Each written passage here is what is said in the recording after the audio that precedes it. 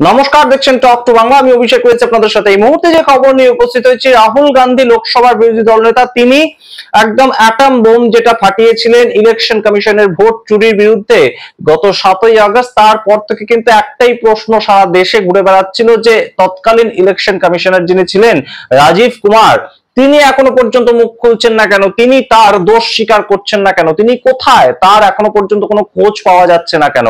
কিন্তু সেই প্রশ্ন অনুযায়ী কিন্তু কোনো সদুত্তর পাচ্ছিলাম না আমরা।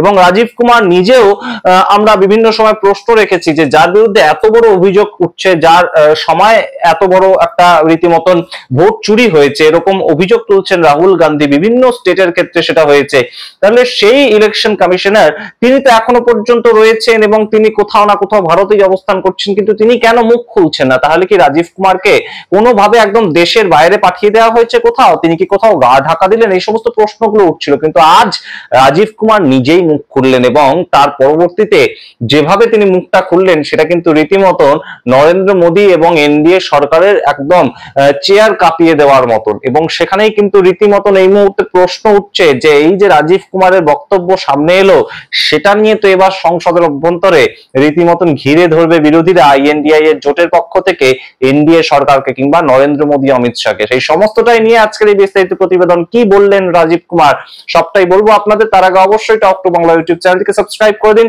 এই ভিডিও বেশি বেশি করে শেয়ার করুন এবং শেষ অবধি দেখুন, স্কিপ না করে। আপনারা জানেন যে রাজীব কুমার অত্যন্ত গুরুত্বপূর্ণ একটা নাম হয়ে উঠেছে গত কয়েকদিনের মধ্যেই, এবং 7ই আগস্ট থেকে 14ই আগস্ট আজ এখনো পর্যন্ত রাজীব কুমারের কোনো বক্তব্যই আমরা সামনে শুনতে পাইনি।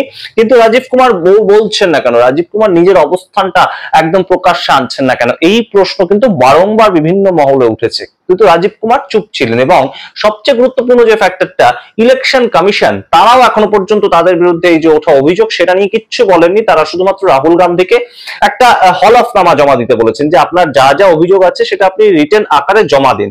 অর্থাৎ সম্পূর্ণটাই আমরা শুনবো, সম্পূর্ণটাই আমরা তদন্ত করব। আপনার যা অভিযোগ আছে, আপনি যে কনস্টিটিউয়েন্সি নিয়ে কথা বলছেন কর্ণাটকে, সেগুলো নিয়ে আমরা তদন্ত করব, কিন্তু আপনি একটা হলফনামায় আপনাকে জমা দিতে হবে, এফিডেভিটের মাধ্যমে আপনার অভিযোগ দায়ের করতে হবে। ইলেকশন কমিশন এছাড়া আর কোনো প্রেস কনফারেন্স করেনি, পাল্টা কোনো উত্তর দেয়নি, তাদের এক্স হ্যান্ডেলে কোনো রকম বক্তব্য আসেনি।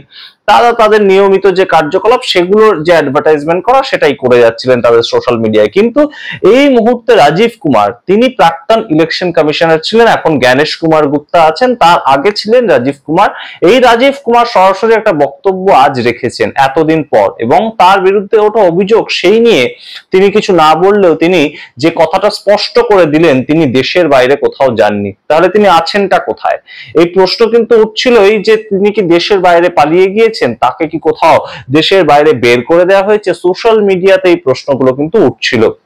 ঠিক যেমন ভাবে আমরা দেখতে পেয়েছিলাম যে বিজয় মালিয়া থেকে শুরু করে বিভিন্ন যারা একদম রীতিমতন কারচুপির সঙ্গে যুক্ত হয়েছে গত 10 বছর কিংবা তারও আগের সময় থেকে, তারা কিন্তু দেশের বাইরে পালিয়ে গিয়ে রীতিমতন বেঁচে গিয়েছে একদম তদন্তের হাত থেকে। সেই রকম কি রাজীব কুমারের কোনো ঘটনা হয়েছে? এরকম প্রশ্নগুলো যখন উঠছে, তখন রাজীব কুমার আর চুপ করে বসে থাকতে পারলেন না এবং তিনি প্রকাশ্যে এসে একটা কথা বললেন আজকে। তিনি বললেন যে তিনি একদম ইলেকশন কমিশনার হিসেবে তার যে সরকারি বাংলো প্রাপ্য ছিল সেইখানেই এখনো পর্যন্ত আছেন। তার 6 মাস তিনি সেই বাংলোয় থাকতে পারেন এবং সেটা ভারত সরকারের নিয়ম, এবং সেই পরিপ্রেক্ষিতে তিনি এখনো পর্যন্ত সেই বাংলোতে আছেন।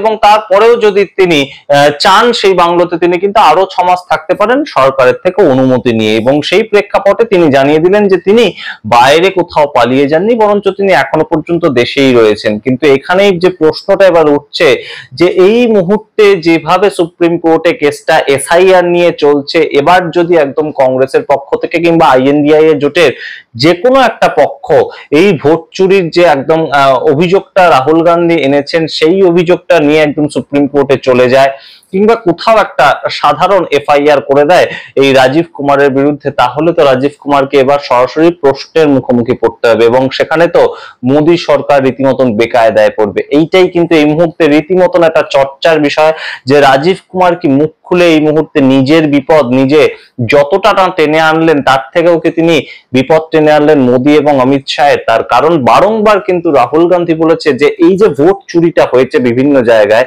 এই ভোট চুরির ফলে কিন্তু কিন্তু যে পার্টি বেনিফিটেড হয়েছে সেটা শুধুমাত্র বিজেপি।